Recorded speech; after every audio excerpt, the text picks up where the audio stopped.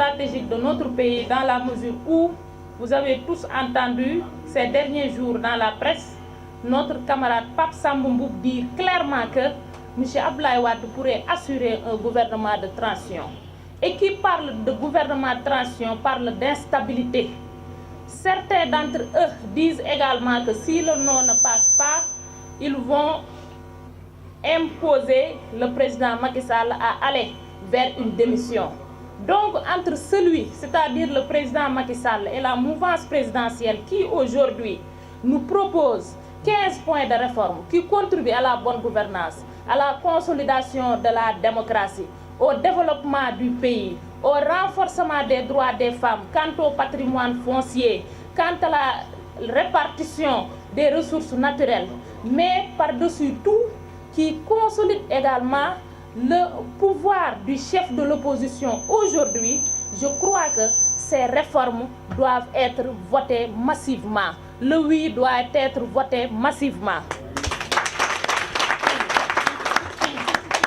Dans cette même perspective, en convoquant le corps électoral pour l'inviter à se prononcer sur la révision de la Constitution, le président Macky Sall a posé un acte qui est en parfaite cohérence avec nos traditions d'ouverture et de dialogue politique. Ainsi, le président de la République a par décret numéro 2013-730 du 28 mai 2013 institué la Commission nationale de réforme des institutions et de formuler toutes les propositions visant à améliorer le fonctionnement des institutions. Juste pour répondre à ceux qui disent aujourd'hui que le président de la République n'est pas un démocrate, il n'a pas appelé les gens au dialogue et à la concertation. Depuis 2013, le président de la République ne cesse d'appeler l'opposition, la société civile et toutes les personnes ressources qui sont impliquées directement ou indirectement dans la gestion des affaires publiques à réfléchir sur ces réformes institutionnelles. Mais quand vous appelez des gens qui derrière refusent de venir et à la fin, ils se permettent de crier et de dire partout que le président de la République n'est pas un démocrate parce qu'ils n'ont pas été conviés dans le cadre de ces concertations nationales. Moi, l'ANEC juge tout simplement qu'ils sont animés de mauvaise foi.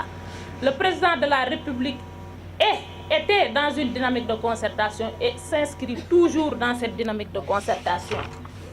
Il convient cependant de préciser que la presque totalité des 15 points du référendum procède de l'esprit des assises nationales. Par ailleurs, vouloir opposer la morale et l'éthique d'une part aux droits d'autre part relève à la fois de l'incohérence et de la mauvaise foi. En effet, les lois, tout l'arsenal juridico-réglementaire des États respectent nécessairement un référentiel de valeurs partagées au risque de susciter des résistances, voire des oppositions violentes. Juste pour conforter encore la décision prise par le président de la République qui n'est rien d'autre que de respecter la décision du Conseil constitutionnel. Parce que quand même nous sommes dans un état de droit. Et un état de droit est un état où aussi bien les gouvernants que les gouvernés doivent respecter la loi. Le président Macky Sall, en respectant la décision du Conseil constitutionnel sur la question du mandat aujourd'hui, a tout simplement respecté les principes de l'état de droit quant à la séparation des pouvoirs qui y est théorisé, mais dans la pratique, certains ou la grande majorité des Sénégalais pensent que c'était presque impossible. Le président Macky Sall nous a prouvé le contraire. Donc lui, c'est un homme d'État, un républicain qui respecte les principes de la démocratie. Donc en respectant la décision du Conseil constitutionnel numéro 1/2016, la plus haute juridiction de notre pays, le président a non seulement respecté l'état de droit, mais il a perpétué une tradition républicaine qui a fait plusieurs fois jurisprudence depuis notre indépendance. Et pour précision, le Conseil constitutionnel n'a jamais rendu d'avis. Faites des recherches et vous verrez que le Conseil constitutionnel a toujours rendu des décisions. Et une décision a une valeur contraignante. Donc, le président de la République a ainsi pris l'option d'une réforme qui préserve la stabilité institutionnelle tout en approfondissant la démocratie et la bonne gouvernance, dans une dynamique de renforcer l'état de droit et élargissant les droits et libertés des citoyens. Donc, au regard de tout ce qui précède, on peut se demander pourquoi les faux indignés veulent mettre en relief le seul point 6 relatif à la question du mandat au fin d'assouvir un instinct primaire de revanche qui provoque souvent le foudroiement dans les dédales d'un verbiage chargé de contre-vérité et d'insanité.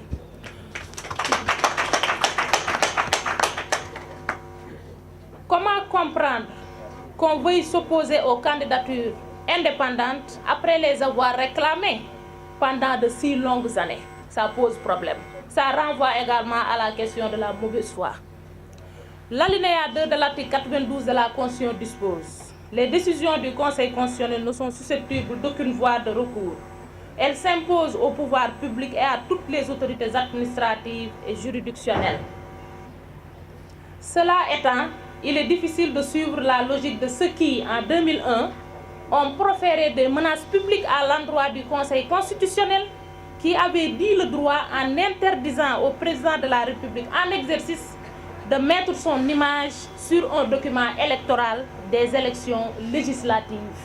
Donc ces mêmes personnes aujourd'hui sont en train de se contredire.